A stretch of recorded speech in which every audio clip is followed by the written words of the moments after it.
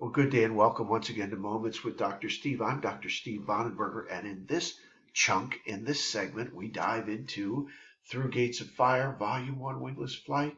This is my first trilogy I ever created. It's an homage, really, to C.S. Lewis's trilogy that contain Out of the Silent Planet, Paralandra, and That Hideous Strength.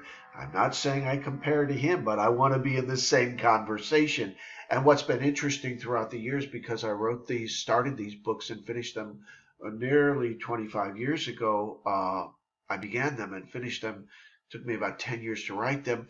But what's interesting is when there's categories that I notice online in terms of literature, they are linked and connected to and related to as like or similar to Lewis's great work. That blesses me because in the end, that's the work I want to do. And one of my great joys in life is to share the literature that I have had the privilege of creating.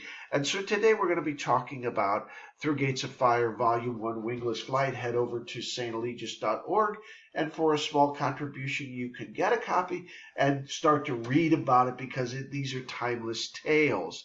And we're going to talk about divine arithmetic today.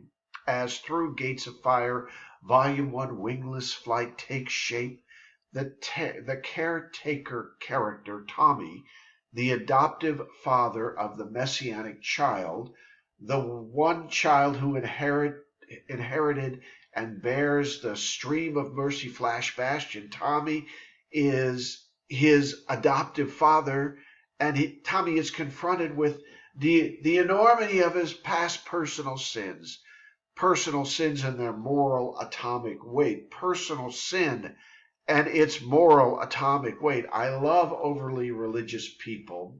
I love their smugness and their inborn and innate religious arrogance.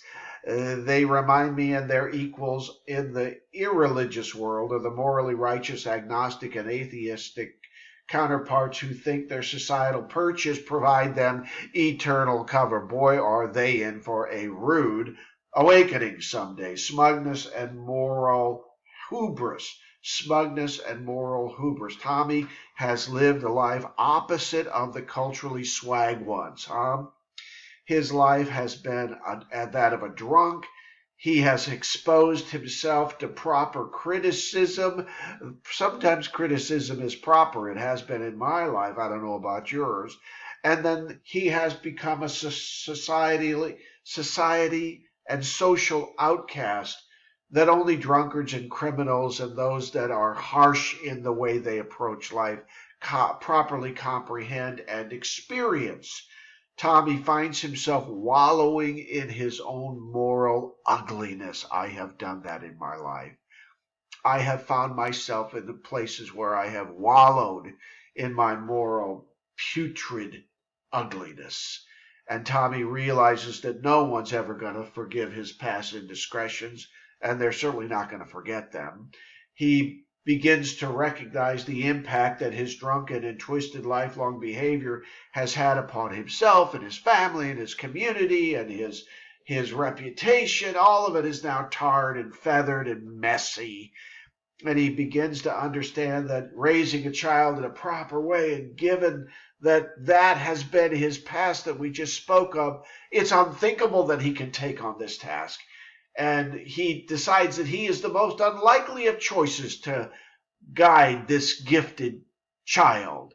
And so Tommy, in an act of desperation, prays to God to unchoose and unselect him and deselect him. I have made that prayer from his appointed and seemingly insurmountable and wholly non-fitting task.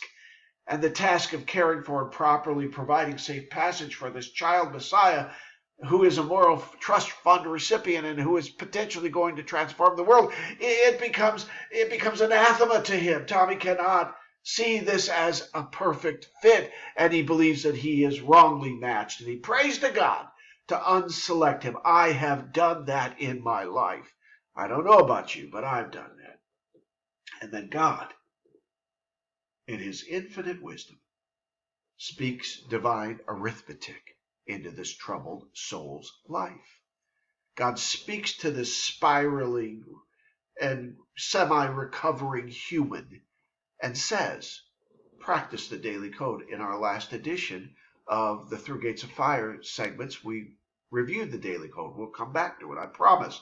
Go find it. God says, practice the daily code. In doing so, you unknowingly ignite divine arithmetic. What's divine arithmetic, you say? It means that as you live into the daily code, that God fixes and repairs past transgressions. Huh? Divine arithmetic says that as you live into the daily code, God fixes and repairs and restores past transgressions. How? By accepting the good that you do for others as recompense and even, ready, absolution for the sins that you might have committed in the past. God goes behind you and erases the memory and the jarring impact of your past sins. And as you live and exhibit the daily code, God brings your account current. Wow! And he closes past due accounts, and he opens a moral bank account that you make deposits into. And as you do so, God then allows your life to be reframed socially and economically and spiritually and culturally and familially. Divine arithmetic. It is a real thing. Cease your old ways. Jesus met this woman who had lived a sinful life. He patched her up, and before he sent her on her way, he said, "Go and sin no more." The Daily Code is an operational guide for exactly how to do so.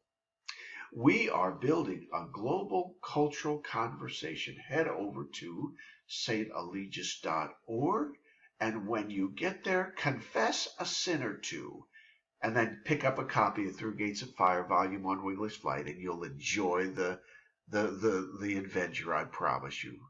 You will discover the daily code, and you'll begin to enact and weave daily into your life the magical mystery that is divine arithmetic. Till next time, I'm Dr. Steve Bonenberger, and this is Moments with Dr. Steve. Travel far.